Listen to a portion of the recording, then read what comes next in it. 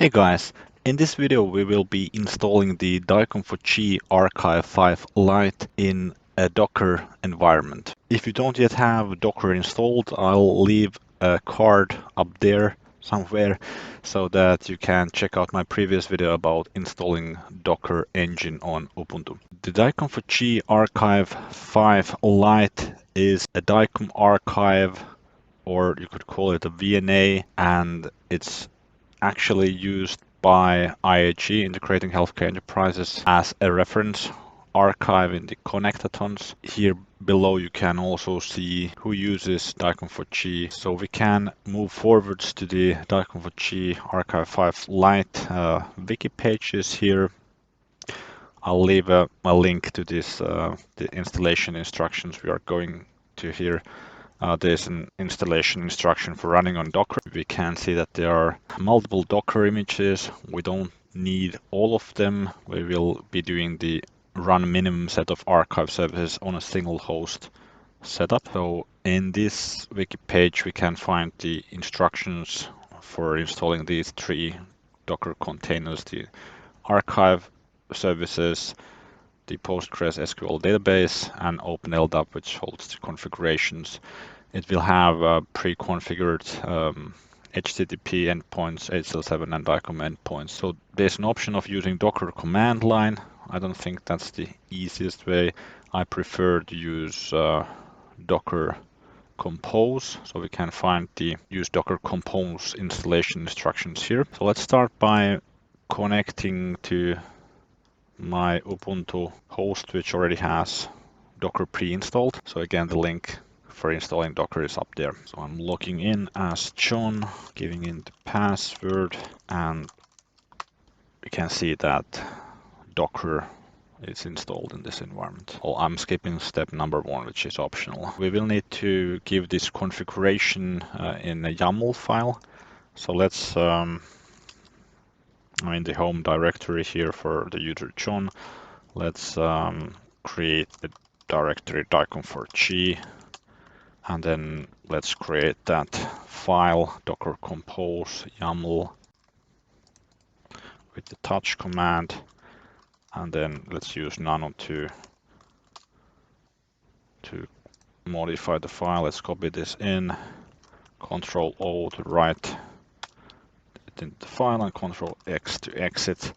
And now we can see that the YAML file contains the configuration.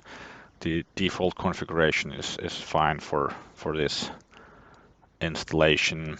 You could give different mount points for if you want to hold the DICOM files which you store into the environment in a different place and stuff like that, but I'm going to just go with the defaults now.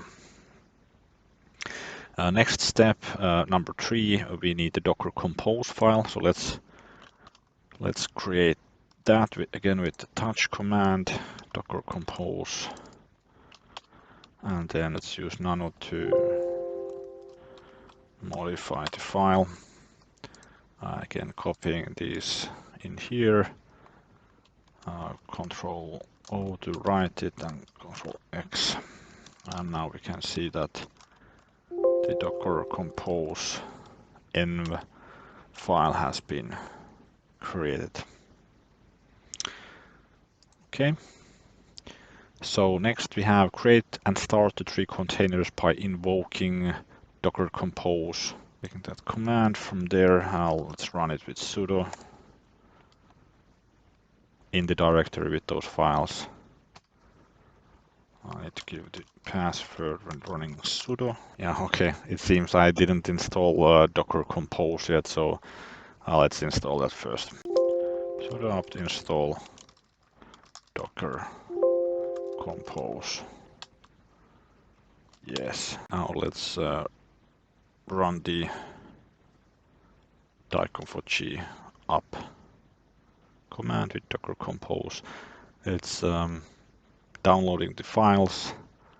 This will take a moment, so I'm pausing for a moment. Now we have the downloads done, and we can see that there's an error encountered while bringing up the project. It says that bind for 84443 failed port is already allocated, and Just realized that I actually installed ZoneMinder recently, so let's see if I can pop ZoneMinder and see if we can DICOM4chee running. Create containers, I guess that's now still done.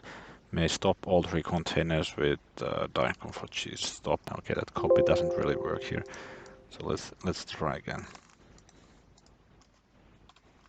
Sudo docker compose stop those 2 services. That one service wasn't running, and then let's try. Now can we start it when that port should be free? Sudo docker compose up. Typo. Sudo docker compose. Okay, now all the services are started. So now we have installed DICOM4chee archive. Next, let's see if we can access the web UI. Going one step back to here where we found the installation instructions, we can see the web service URLs. So the archive UI should be here.